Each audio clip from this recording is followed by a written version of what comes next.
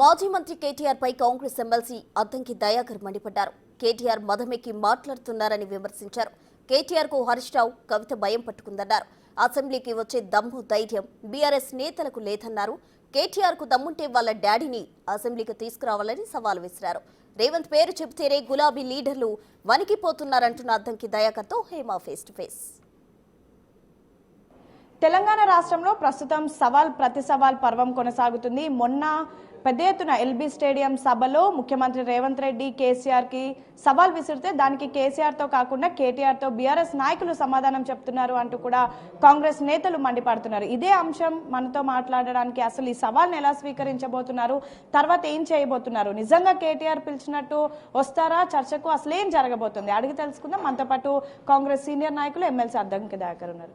ఏంటి కేటీఆర్ ఏమో పెద్ద ఎత్తున మీకు సవాల్ విసురుతున్నాడు, ఎలా చూస్తారు దీన్ని? ముఖ్యమంత్రి గారు వేసిన సవాలు మోడీకి కేసీఆర్కు మధ్యన ఈయన ఒక బుడరకాన్ లెక్కొచ్చి ఈయన సవాళ్ళు వేస్తున్నాడు. ప్రతి సవాళ్ళు వేసుకుడు ఆయనే సమాధానం చెప్పుకుంటాడు, ఆయనే చూసుకోమని. కాబట్టి దానికి రేవంత్ రెడ్డి గారు స్పందించాల్సిన అవసరం లేదు. ఎప్పుడో ప్రీ షెడ్యూల్డ్ ప్రోగ్రామ్ ఇది, కేంద్ర మంత్రులు కలిసేది పోయింది. ఆయన లేని రోజు చూసి వచ్చి నేను ఈడ అని చెప్పి ఏదో ఉంటారుగా, సింహం లేనప్పుడు వచ్చి పిల్లలు పితలాటకం చేసినట్టు కనపడుతుంది తప్పితే దీంట్లో కొత్తగా ఏమున్నది, మనం ఈ గురించి చర్చించాల్సింది కూడా ఏం లేదు. నీకు దమ్ముంటే అసెంబ్లీకి రా అని మొన్న అన్నాం. నీకు దమ్ముంటే మీ అయ్యని తీసుకొని అసెంబ్లీకి రా, లెక్కలు ఎక్కాలన్నీ నీకు నేర్పి పంపుతాం.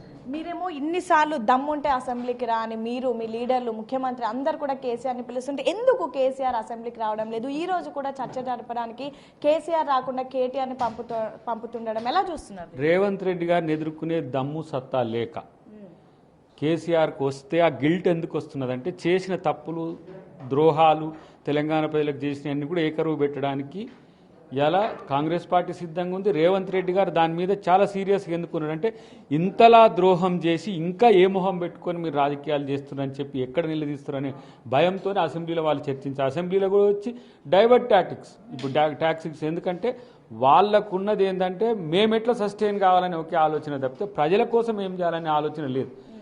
ఎవరైనా నేనేమంటే కేసీఆర్ వస్తే వచ్చిండు, లేకపోతే లేదు, ఆయన వస్తే ఏంది రాకపోతే ఏంది, అసెంబ్లీ నడవదా, తెలంగాణ ప్రభుత్వం నడవదా, ఆయనతో వచ్చేది లేదు పోయేది లేదు. మీ ఇంట్లో ఎవరైనా సరే, మీ బావో మీ చెల్లి అంటే అది మీతో ఉన్నదో లేదో తెలియదు, కానీ ఈరోజు మీరు చేతకాని దద్దమ్మల్లా బజార్లో పడి కొట్లాడుకుంటున్నట్టున్నది, కానీ ప్రజల కోసం మీరు చేస్తున్నట్టయితే నాకు అనిపిస్తున్నారు. రేవంత్ రెడ్డి స్థాయి కేసీఆర్ది కాదు, కేటీఆర్ చాలు అంటూ ఈరోజు ప్రెస్ క్లబ్కి కేటీఆర్ వచ్చాడు. పెద్ద ఎత్తున బీఆర్ఎస్ నాయకులు అంతా కూడా వచ్చారు. నిజంగా రేవంత్ రెడ్డిది కేసీఆర్ స్థాయి కాదా, కేటీఆర్ స్థాయినా? అసలు కేటీఆర్ స్థాయి ఏ స్థాయి ఫస్ట్ ఆయన డిసైడ్ చేసుకోమని. రేవంత్ రెడ్డితో పోల్చుకోనేది తర్వాత ముచ్చట. అసలు కేటీఆర్ నీ స్థాయి ఏంది, నీ ఇంట్లో ఏంది, నీ పార్టీలో ఏంది, నువ్వేంది, ఇప్పుడు నీ పరిస్థితి ఎలా, నువ్వు ఈ భాష దిగజారుడు భాష చూసినాం కదా, నీ స్థాయి ఒక పిచ్చి కుక్క స్థాయికి దిగజారిన పరిస్థితిని ఒకసారి ఆత్మపరిశీలన చేసుకో. ఎందుకంటే ఇలా నాయకుడు అంటోడు భరోసా ఇచ్చే విధంగా ఉండాలి, ప్రతిపక్ష నాయకుడు అంటోడు మరింత ప్రజల కోసం కొట్లాడు. నీ కోసం నువ్వు కొట్లాడుకుంటూ నువ్వు నాయకుడు అంటే చంద్రబాబు నాకు అర్థం కాదు. నీ కోసం కూడా నీకు కొట్లాడుకునే చేత కూడా కావట్లే. నేనంటున్నా నీకు దమ్ము, నీకు ఇంకా దమ్ము అనే పెద్ద పదం కూడా ఎందుకంటే నీకు చేతనైతే మీ చెల్లె వేసే సవాళ్ళకు నువ్వు సమాధానం చెప్పు, నీ పార్టీ చెప్పు. నీకు చేత కాకపోతే మీ బావో మీ ఏంటి ఎట్లాగో బయటకు వచ్చేటట్లు లేడు. ఆయన ఆరోగ్యం బాగలేదంటుండు, కానీ ఈయన ఉసిగొలిపేది ఆయనే అని అర్థమవుతుంది ఇప్పుడు చూస్తే. ఎందుకంటే ఆయన చేత కావట్లేదు కాబట్టి ఏదో ఒక తీరుగా బతకాల పార్టీ కాబట్టి ఈ ఏమంటారు పులకేషన్ లెక్క జనం మీదకి పంపించి అలా ఈ పని చేస్తున్నాడు.